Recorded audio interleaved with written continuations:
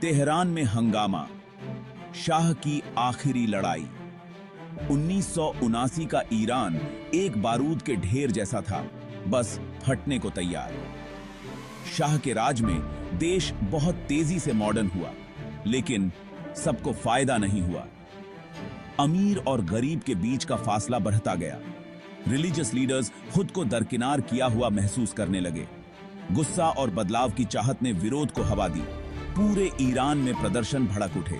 छात्र, मजदूर और धार्मिक नेता सब मिलकर शाह के खिलाफ हो गए। उन्होंने शाह को हटाने और इस्लामिक वैल्यूज की वापसी की मांग की। एक समय अजेय माने जाने वाले शाह के सामने अब गुस्से का ऐसा सैलाब था जिसे वो रोक नहीं सकते थे। उनका राज टूट रहा था।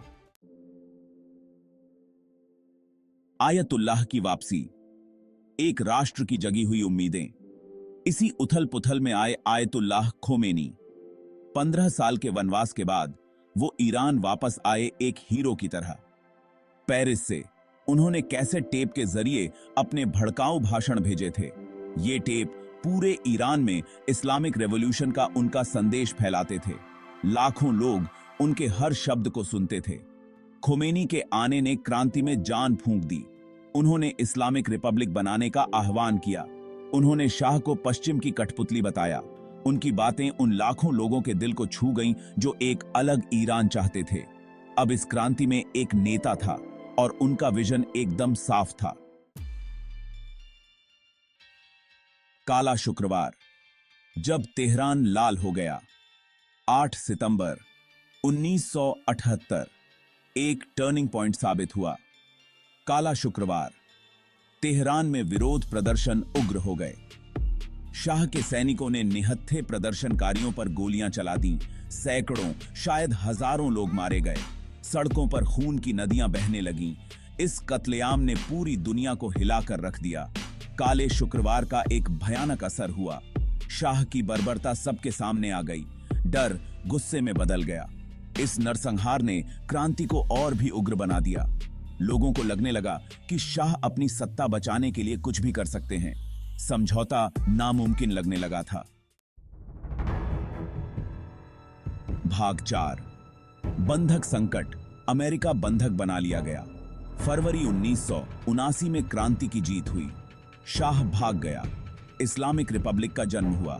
खोमेनी सुप्रीम लीडर बने। पर इस क्रांति का असर ईरान की सीमाओं से कहीं आगे तक हुआ। इसने पूरी दुनिया में हलचल मचा दी। 4 नवंबर 1979 को ईरानी छात्रों ने तेहरान में यूएस एम्बेसी पर धावा बोल दिया।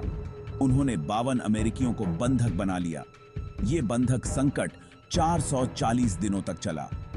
इसने यूएस ईरान संबंधों में तनाव पैदा कर दिया, जो पहले से ही वर्षों से शाह को मिल रहे अमेरिकी समर्थन के कारण खराब थे। भाग 5, एक क्रांति की विरासत, एक बदला हुआ राष्ट्र। ईरानी क्रांति एक ऐतिहासिक मोड़ थी। इसने राजशाही को उखाड़ फेंका और एक इस्लामिक रिपब्लिक की स्थापना की। इसने मुस्लिम दुनिया में आग लगा दी। उम्मीद और डर दोनों को जन्म दिया। इसने वैश्विक मंच पर ईरान की जगह को फिर से परिभाषित किया। इस क्रांति की विरासत जटिल है। इसने गहरा सामाजिक और राजनीतिक परिवर्तन लाया। इसने वर्षों के दमन और अलगाव को भी जन्म दिया। आज का ईरान अपने क्रांतिकारी अतीत का ही एक उत्पाद है, जो आज भी अपनी विरासत से जूझ रहा है। भाग 6, अनुत्तरित प्रश्न, क्रांति के रहस्य। ईरानी क्रांति आज भी रहस्य के गर्त में डूबी हुई है। इस क्रांति के घटनाक्रम और इसके परिणामों को लेकर सवाल बने हुए हैं। इसमें विदेशी ताकतों ने क्या भूमिका निभाई? शाह को वास्तव में कितना जन समर्थन प्राप्त था? इस क्रांति की छिपी हुई कहानियां अभी पूरी तरह से सामने नहीं आई हैं। पुराने दस्तावेज आज भी बंद हैं। अहम लोग जा चुके हैं, लेकिन सच्चाई की तलाश जारी है। आज के मध्य पूर्व को समझने के लिए ईरानी क्रांति को समझना बहुत जरूरी है।